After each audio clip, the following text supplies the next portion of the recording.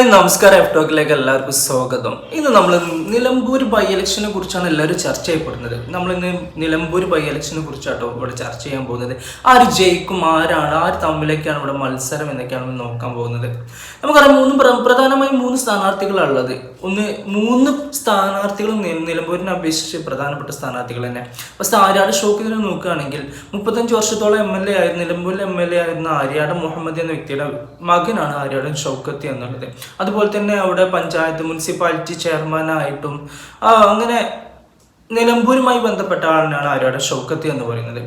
പിന്നെ ഉള്ളത് എം സ്വരാജ് ആണെങ്കിൽ തന്നെ CPM സെക്രട്ടേറിയറ്റ് അംഗം, അതുപോലെ തന്നെ നിലമ്പൂര് ജനിച്ചു വളർന്ന വ്യക്തിയാണ്. നിലമ്പൂർ മണ്ഡലത്തിലെ പോത്തുകല്ലിൽ ജനിച്ചു വളർന്ന വ്യക്തിയാണ് എം സ്വരാജ്. അപ്പോൾ എം സ്വരാജിനും നമ്മുടെ നിലമ്പൂർ മണ്ഡലവുമായി ബന്ധപ്പെട്ട ആളാണ്. അതുപോലെ മൂന്നാമതായി നോക്കുമ്പോൾ പി വി അൻവർ എന്ന് പറഞ്ഞാൽ 9 വർഷത്തോളം നിലമ്പൂരിൻ്റെ MLA ആയി തുടർന്നുകൊണ്ടിരുന്ന ഒരാളാണ് പി വി അൻവർ എന്നത്. അപ്പോൾ ഈ മൂന്ന് പ്രധാനപ്പെട്ട സ്ഥാനാർത്ഥികളും നിലമ്പൂരിൻ്റെ ഈ ബൈ ഇലക്ഷനിൽ അത്രയും പ്രധാനപ്പെട്ടതാണ് നിലമ്പൂർക്കാർക്ക് എന്ന് നമുക്ക് പറയാനില്ല. പക്ഷെ എൻ്റെ ഒരു നിരീക്ഷണത്തിൽ, എൻ്റെ നിഗമനത്തിൽ ഇവിടെ മത്സരം എന്ന് പറയുന്നത് എം സ്വരാജും പി വി അൻവറും എന്നാണ്. 1-ാം സ്ഥാനത്ത് എം സ്വരാജാണ് വരുന്നതെങ്കിൽ 2-ാം സ്ഥാനത്ത് പി വി അൻവർ ഉണ്ടാകും. 1-ാം സ്ഥാനത്ത് പി വി അൻവർ ആണ് വരുന്നതെങ്കിൽ 2-ാം സ്ഥാനത്ത് എം സ്വരാജ് ഉണ്ടാകും. 3-ാം സ്ഥാനം മാത്രമേ ആര്യാട് ഷൗക്കത്തിന് ഉണ്ടാവൂ എന്നാണ് എനിക്ക് പറയാനുള്ളത്. അതിന് വ്യക്തമായ കുറച്ച് കാരണങ്ങളുണ്ട്. ആ കാരണങ്ങൾ എൻ്റെ നിഗമനമാണ്, എൻ്റെ നിരീക്ഷണമാണ്. അത് എത്രത്തോളം ശരിയാകുമെന്നില്ല. എൻ്റെ നിരീക്ഷണത്തിൽ അവിടെ 3-ാം സ്ഥാനം കൈവരിക്കുക ആര്യാട് ഷൗക്കത്താണ്. കാരണം ഇനി ഈ ബൈ ഇലക്ഷനിൽ വിജയിക്കുന്ന വ്യക്തി അല്ലെങ്കിൽ വിജയിക്കുന്ന ആൾ ഏകദേശം ഒരു വർഷത്തോളം മാത്രമേ MLA ആയിട്ട് തുടരുള്ളൂ. അത് കഴിഞ്ഞ് വീണ്ടും നിയമസഭയിലേക്ക് ഇലക്ഷൻ വരാൻ പോവുകയാണ്.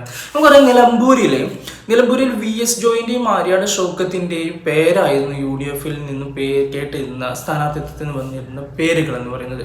ഇവിടെ ആര്യാട് ഷൗക്കത്ത് സ്ഥാനാർത്ഥിയായി വരുമ്പോൾ VS ജോയി ഒരു ഇടച്ചിലുമില്ലാതെ, ഇപ്പോൾ പ്രകാശൻ സ്ഥാനാർത്ഥിയ സമയത്ത് നമ്മൾ കണ്ടതാണ് ആര്യാട് ഷൗക്കത്തിൻ്റെ ഇടച്ചിൽ. അതുപോലെ ഇടച്ചിലുകളൊന്നും ഇല്ലാതെ ഒപ്പം നിന്ന് പ്രവർത്തിക്കുന്ന ഒരു വ്യക്തിയായിട്ടാണ് നമുക്ക് VS ജോയിനെ കാണാൻ കഴിയുന്നത്. പക്ഷെ ഇവിടുത്തെ തന്ത്രം എന്ന് പറയുന്നത്, ഇനി ഒരു വർഷം കഴിഞ്ഞ ഇലക്ഷൻ ഉണ്ടാവും. ആ ഇലക്ഷനിൽ വിജയിക്കുന്ന ആളുകൾക്ക് 5 വർഷം MLA ആയി തുടരാൻ കഴിയും എന്നുള്ളതാണ്. അതുകൊണ്ട് തന്നെ ഇപ്പോൾ ആര്യാട് ഷൗക്കത്ത് തോൽക്കുകയാണെങ്കിൽ അടുത്ത സ്ഥാനാർത്ഥി എന്തായാലും ആര്യാട് ഷൗക്കത്ത് നിർത്തുകയില്ല. എന്തായാലും VS ജോയിനെ നിലമ്പൂർ UDF കാൻഡിഡേറ്റായി നിർത്തുകയുള്ളൂ. അതുകൊണ്ട് തന്നെ ഇവിടെ മാക്സിമം ആര്യാട് ഷൗക്കത്തിനെ തോൽപ്പിക്കാൻ VS ജോയിൻ്റെ ആളുകൾ ശ്രമിക്കും എന്നാണ് എനിക്ക് പറയാനുള്ളത്. ഇതിൻ്റെ തെളിവായിട്ട് ഞാൻ പറയുന്നത്, പി വി അൻവർ MLA, നമുക്കറിയാം P V Anvar MLA UDF എടുക്കുന്നില്ല, അവിടെ വാതിൽ കൊട്ടി അടച്ചു എന്ന് പറയുന്ന സമയത്ത് മത്സരിക്കുന്നില്ല എന്ന് പറഞ്ഞ വ്യക്തിയാണ്. മത്സരത്തിനില്ല എന്ന് പറഞ്ഞ് മാറി നിന്നൊരു വ്യക്തിയായിരുന്നു പി വി അൻവർ. പക്ഷേ രാഹുൽ മാങ്കൂട്ടത്തിലെ പി വി അൻവറിനെ രാത്രി പോയി കണ്ടതിന് ശേഷമാണ്, പിറ്റേ ദിവസമാണ് പി വി അൻവർ മത്സര രംഗത്തേക്ക് വരുന്നത്. അപ്പോൾ അവിടെ നമ്മൾ നോക്കുമ്പോൾ ആര്യാട് ഷൗക്കത്തിനെ തോൽപ്പിക്കാൻ വേണ്ടിയിട്ടാണ് പി വി അൻവറിനെ സ്ഥാനാർത്ഥിത്വം നിൽക്കാം അവർ അപേക്ഷിച്ചുണ്ടാവുക എന്ന് ഞാൻ നിരീക്ഷിക്കുന്നു. കാരണം VS ജോയി ആണെങ്കിലും രാഹുൽ മാങ്കൂട്ടത്തിലാണെങ്കിലും ഷാഫി പറമ്പിലാണെങ്കിലും VD സതീശനാണെങ്കിലും അനിൽകുമാർ ആണെങ്കിലും ഇങ്ങനെയുള്ള UDF നേതാക്കന്മാരിൽ തമ്മിലുള്ള ബന്ധം എത്രത്തോളം ഉണ്ട് നമുക്കറിയാം. അപ്പം ആര്യാട് ഷൗക്കത്തിനെ തോൽപ്പിച്ചിട്ട് അവിടെ അടുത്ത നിയമസഭാ ഇലക്ഷനിൽ VS ജോയിനെ കൊണ്ടുവരാനുള്ള ഒരു തന്ത്രം എന്ന് മാത്രം UDF തന്ത്രമാണ് ഈ ബൈ ഇലക്ഷനിൽ ഉൾപ്പെടുത്തുന്നതെന്ന് ഞാൻ മനസ്സിലാക്കുന്നു. അതുകൊണ്ട് തന്നെ ആര്യാട് ഷൗക്കത്ത് തീർച്ചയായിട്ടും 3-ാം സ്ഥാനത്തിലേക്ക് വരികയുള്ളൂ. പിന്നെ അയാളുടെ വ്യക്തിപരമായ കാര്യങ്ങൾ കുറേ അവിടുന്ന് കേൾക്കുന്നുണ്ട്. അതൊന്നുമല്ല, UDF ഉള്ളിൽ നിന്ന് ഇങ്ങനെ ഒരു സ്ട്രാറ്റജി ഉണ്ട് എന്ന് എൻ്റെ ഒരു നിരീക്ഷണത്തിൽ ഞാൻ മനസ്സിലാക്കുന്നത്. അതുകൊണ്ട് തന്നെയാണ് ഇപ്പോൾ പൈസ ഇല്ല എന്ന് പറഞ്ഞു കണ്ട് പിന്നെ മത്സരിക്കാൻ രംഗത്തില്ല എന്ന് പറഞ്ഞ പി വി അൻവർ മത്സരിക്കണമെന്നുണ്ടെങ്കിൽ രാഹുൽ മാങ്കൂട്ടത്തിൽ ചെന്നതിന് ശേഷമാണ് അത് മത്സര രംഗത്തിലേക്ക് അയാൾ മത്സരിക്കുന്നുണ്ട് എന്ന് പറഞ്ഞ് വരികയും ചെയ്തത്.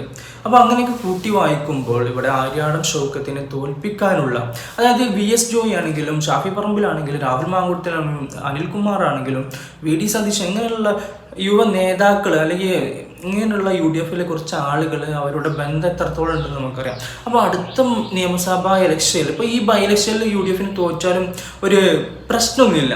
പക്ഷേ അടുത്ത നിയമസഭാ ഇലക്ഷനിൽ ഒരു സീറ്റ് UDF കിട്ടിയെങ്കിൽ അവരുടെ ഭരണത്തിലേക്കുള്ള ഒരു സീറ്റിൻ്റെ ആ ഭരണത്തിലേക്കുള്ള കാൽവെപ്പായിട്ട് അവർക്ക് കൊണ്ടുവരാൻ പറ്റും. അതുകൊണ്ട് തന്നെ VS ജോയ് എന്ന് പറയുന്നത് ആര്യാടൻ ഷൗക്കത്തിനെ വെച്ച് നോക്കുമ്പോൾ നിലമ്പൂർ മണ്ഡലത്തിൽ ആര്യാടൻ ഷൗക്കത്തിനേക്കാൾ സ്വാധീനതയുള്ള അല്ലെങ്കിൽ ജനകീയൻ എന്ന് പറയാൻ പറ്റുന്ന ഒരു നേതാവാണ് VS ജോയ്.